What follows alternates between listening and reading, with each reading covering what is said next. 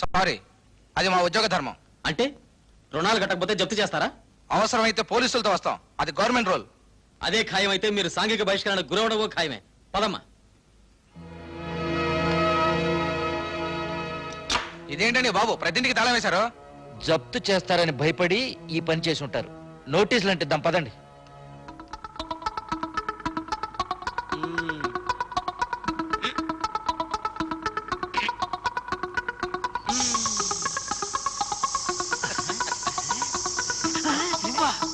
ఇదేంటి గురు?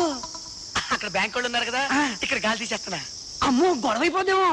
ఏంట్రా గొడవ అయ్యేది? ఊరు చివరిని ఏమంటారా? పోలిమేరా? అక్కడ ఇస్తా ఫినిషింగ్ టచ్.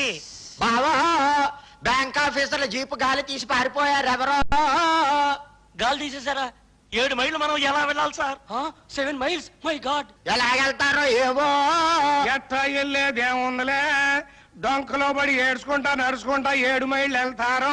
చెప్పు తీసు కొడతా కొడక, నీ దీర్ఘాలు నువ్వును. మీరేం భయపడకండి, బండి కట్టిస్తా నేను. అప్పుడు బండి బోల్తా కొట్టిందనుకో, వీళ్ళ కాలు చెయ్యి ఢమల్, ఉద్యోగాలు ఢిమిల్. వదిలేండి సార్, ఇదేదో కొత్త టైపు సాంఘిక బహిష్కరణ అనుకుంటా. పదండి వెళ్దాం. చెప్తున్నా కొడక నీకు. అమ్మయ్య, ఓ పని అయిపోయింది. వెళ్ళండి, మిగతాది ఊరు చివరి మా కత్తిరిగాడు చూసుకుంటాడు. ఈ ఊరుకో నమస్కారం రా బాబు. నమస్కారం అండి. ఏంటండి మా ఊరు నుంచి నడిచొస్తున్నారు? ఈ ఊరేనా బాబు మంది? అవునండి. గొప్పూరు. మీ ఊళ్ళో సాంఘిక బహిష్కారం, టైర్ లో గాలి తీసేశారు, వాకింగ్, వాటర్ ప్రాబ్లం. గొంతు దాడిపోతుంది. అయ్యో గొంతు కారిపోతుందండి. వాటర్ ప్రాబ్లం అండి. ఇగోండి బంగారం లాంటి నీళ్ళండి. తల్లి గోదావరి పొంగి పొర్లిపోతుందండి. ఇది ఆగండి. చిచ్చి అనిలా ఏంటి చిచ్చి అండి? ఈ నీళ్ళని చిచ్చి అంటారండి. లేత కొబ్బరికాయ నీళ్ళండి బాబు. ఎరా, ఈ నీళ్ళే కదండి వరిసేలోకి వెళ్ళేది. ఈ నీళ్ళు దాకా కదా వరి మొక్కలు మొలిసేది. మరి 5 కదా మనం బతుకుతున్నా. అవునండి. అవునంటే అవునండి. దయచేయండి. పదండి. తాగండి, కూర్చోండి. అది కూర్చోండి. ఇదేంటయ్యా బాబు, ఎంత మట్టిగా ఉన్నాయి, తాగొచ్చా?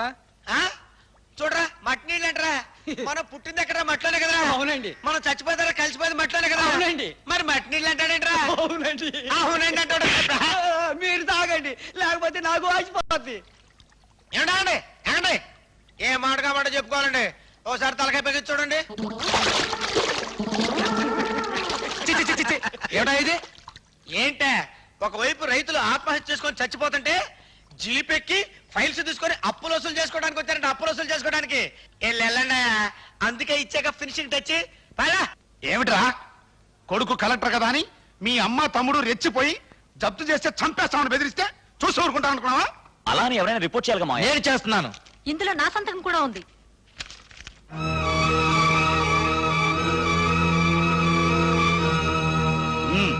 పోలీస్ ఫోర్స్ తో బయలుదేరు. ఊళ్ళో ఫోర్స్ మాతుంది.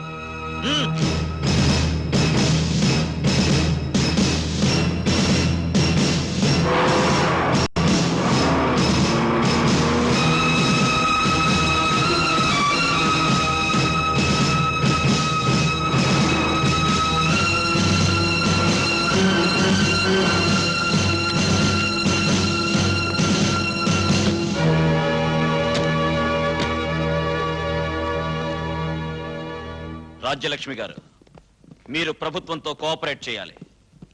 జప్తుకు అంగీకరించాలి. మాకు అన్యాయం జరుగుతుంది, ఇది ఆపండి అని అడగటానికి నా కొడుకు శివాజీ కోర్టుకు వెళ్ళాడు. అంతవరకు ఈ జప్తు ఆపండి. మీ ఎదురుగా ఉన్న నేనే కోర్టు. నేను మీ కొడుకునే. తల్లిదండ్రులు చేసిన రుణాలు తీర్చడానికి వచ్చేవాడు కొడుకు అవుతాడు గాని, నిలబెట్టి తల్లిని వేలం వేసి డబ్బులు వసూలు చేసేవాడు కొడుకు ఎలా అవుతాడు? ఆర్గ్యుమెంట్ అనవసరం. బ్యాంక్ లోన్ తిరిగి కడతారా కట్టరా? మేం కట్టలేం. అది నేరం. నిన్ను కనడమే ఒక నేరం. రైతుల కన్నీళ్లు చూడలేని ఈ ప్రభుత్వాన్ని ఎన్నుకోవడమే ఒక పెద్ద నేరం. ప్రభుత్వాన్ని విమర్శించడం ప్రతి వాళ్లకు ఫ్యాషన్ అయిపోయింది. ఏమిటి ప్రభుత్వం చేసిన నేరం? విభజించి పాలిస్తుంది. పట్నం ప్రజలకు ఒక న్యాయం, పల్లెటూరు ప్రజలకు ఒక న్యాయం చేస్తుంది. అబద్ధం. ప్రజాస్వామ్య దేశంలో ప్రతి పౌరుడు సమానంగానే చూడబడుతున్నాడు. కాదు, మీ గవర్నమెంట్ సీలింగ్ యాక్ట్ పెట్టి ఒక రైతుకు 18 ఎకరాల కంటే మించి ఉండడానికి వీల్లేదండి. అంటే మంచి సాగుబడిలో ఉన్న పొలం రేటు 50,000 రూపాయలు, 18 ఎకరాలకి 9 లక్షలు. అదే పట్నంలో ఉన్న ఒక సినిమా హాల్ ఖరీదు 1 కోటి రూపాయలు. ఒక మిల్లు ఖరీదెంత? ఒక బట్టల కొట్టు ఖరీదెంత? మరి రైతులు చేసిన పాపం ఏమిటి, పట్నం వాళ్ళు చేసిన పుణ్యం ఏమిటి? వ్యాపారస్తుడు ఒక సబ్బు ముక్కో బ్లేడు ముక్కో తయారు చేస్తే దాని ఖరీదు ఇంత అని అతనే నిర్ణయిస్తాడు. కానీ మేము కష్టపడి చెమటోర్చి పండించే పంటలకు ధరలు నిర్ణయించడానికి మీరెవరు? థియేటర్లు తగలబడితే లక్షల రూపాయలు బీమా పథకం కింద ఇస్తారా? అదే మా పంటల తుఫాన్లో కొట్టుకుపోతే హెలికాప్టర్లో తిరిగి ఏమంత నష్టం జరగలేదని తిరిగి వెళ్ళిపోతారా? అవన్నీ మేము ఇక్కడ సరిదిద్దగలం. కేంద్ర ప్రభుత్వం వద్దొద్దు. కేంద్ర ప్రభుత్వం రాష్ట్ర ప్రభుత్వం మీద, రాష్ట్ర ప్రభుత్వం కేంద్ర ప్రభుత్వం మీద వేసుకునే నిందలు విని విని మా చెవులు దిబ్బెళ్ళెక్కిపోయాయి. చూడండి, మేము ఇక్కడికి వచ్చింది మీ బాధలు వినడానికి కాదు. మీరు గవర్నమెంట్ తో సహకరించకపోతే అరెస్ట్ చేసైనా సరే. వేయించు సంకెళ్ళు. ఈ చేతులతో మట్టి పిసికి మోడు నరికి అరక దున్ని నిన్ను కలెక్టర్ని చేసిన పాపానికి ఈ చేతులకి సంకెళ్ళు వేయాల్సింది. వేయించు సంకెళ్ళు. కానీ ఒకటి మాత్రం గుర్తుంచుకో, నా కంఠంలో ప్రాణం ఉండగా జప్తు చేయించలేవు. ఇన్స్పెక్టర్ సార్, ఆవిడ్ని వెంటనే అరెస్ట్ చేయండి. Yes sir.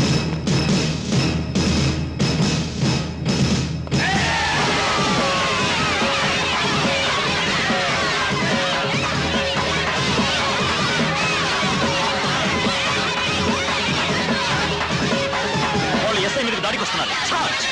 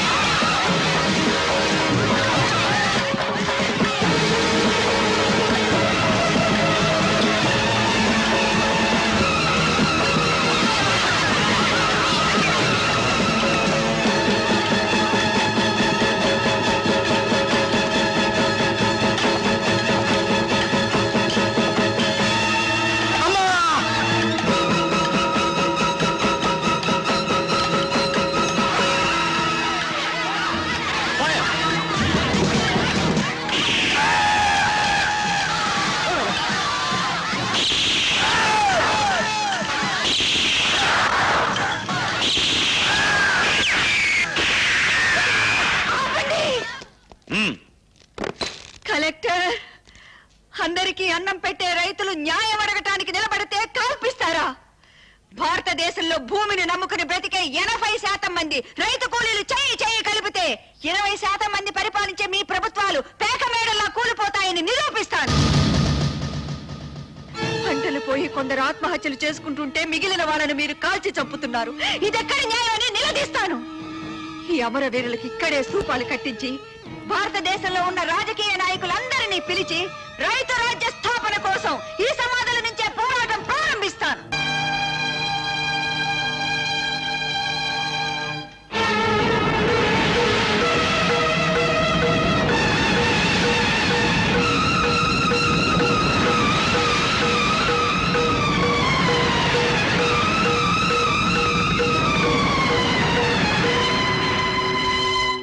Sorry Jaganmohan Rao, రైతుల మీద కాల్పులకు నువ్వే కారణమని కేంద్రానికి తెలిసింది. నీకు మంత్రి పదవి ఇవ్వటం కాదు కదా, 24 గంటల్లో పార్టీకి రాజీనామా చేసి పార్టీ పరువు కాపాడమని నీకు తాకీదు రాబోతోంది. మీరు నా రాజకీయ గురువులు. ఈ గండం గట్టెక్కే మార్గం మీరే చెప్పాలి. దానికి ఒక్కటే మార్గం, రేపు ఆ ఊళ్ళో జరగబోయే ప్రతిపక్ష నాయకుల మీటింగ్ ని జరగకుండా చూసుకో. ఆ రాజ్యలక్ష్మిని శివాజీ గారిని మర్డర్ చేస్తే ఇంకా గొడవ అవుతుందయ్యా. ఓ పని చెయ్యి, రేపు 9 గంటలకి భారతదేశంలో ఉన్న ప్రధాన ప్రతిపక్ష నాయకులందరూ ఆయనతో ఉంటారు కదా, దానికి 5 నిమిషాలు ముందు పేలేటట్టుగా ఒక పవర్ఫుల్ బాంబు ఆ ఇంటి దగ్గర పెట్టించు. మహానాయకుల్ని చంపడానికి టెర్రరిస్టులు చేసిన పనే ఇదని కేంద్రం నమ్మేలా నేను చూసుకుంటాను. సరేనా? ఏమైనా మన ఊరి చరిత్రలోకి ఎక్కుతుందా? జాగ్రత్తగా చూసుకో. మరి నేను వస్తా. అది కనెక్ట్ అవదమ్మా, నేనే తీసేశా. రేపు 9 గంటల తర్వాత తలుపు తీస్తాను. అంతవరకు రెస్ట్ తీసుకో.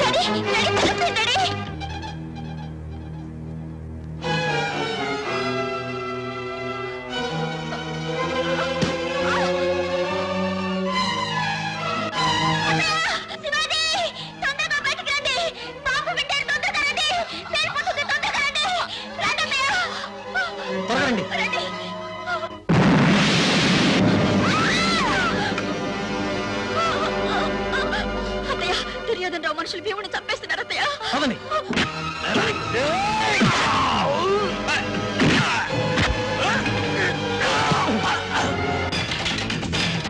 వేసండ్రా. రాజ్యలక్ష్మి, నీ వల్ల నా ఎంపీ సీటు పోయింది, నా రాజకీయ జీవితమే సమాధి అయిపోయింది. చివరికి నా కన్న కూతుర్ని నీ వైపు తిప్పుకున్నావు. నో, ఇంక నిన్ను బతకని.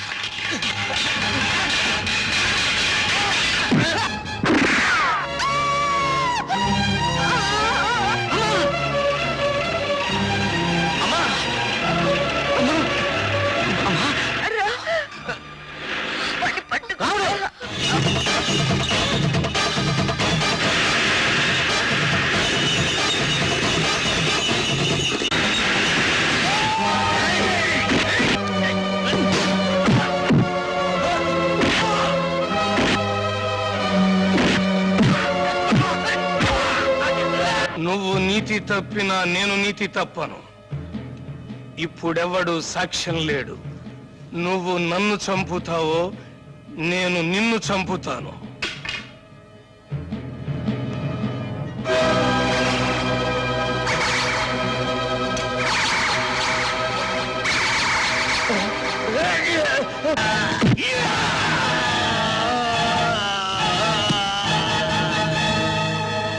శివాజీ, వద్దన్నయ్య, నన్ను ఆపొద్దు. శివాజీ, ఇప్పటిదాకా అన్నగా నీతో చేతులు కలిపాను. కలెక్టర్ గా ఈ నేరాన్ని అంగీకరించలేను. నువ్వు దోషివైతే భరించలేను. పోలీసులకు అప్పచెప్తారా? రాజలక్ష్మి గారు, మీరు వెంటనే హాస్పిటల్ రావాలి. మీ ప్రాణానికి కాల్పుల్లో చనిపోయిన రైతుల ప్రాణాల కంటే నా ప్రాణం విలువైంది కాదు. ఏ మాట మీకు చెప్పి భారతదేశ రైతు లోకానికి మేలు కొలుపు పాడాలనుకున్నానో ఆ మాట మీకు చెప్పి కన్ను మూస్తాను. నేను భూ సంస్కరణలకు వ్యతిరేకిని కాను. ఒక మనిషికి ఇంతకు మించి ఆస్తి ఉండకూడదు అంటే అది సోషలిజం అవుతుంది గాని, ఒక రైతుకి ఇన్ని ఎకరాలకు మించి ఉండకూడదు అంటే అది సామ్యవాదం అవుతుందా? రైతు పొట్టగొట్టి కోటీశ్వర్లకు పెడతారా?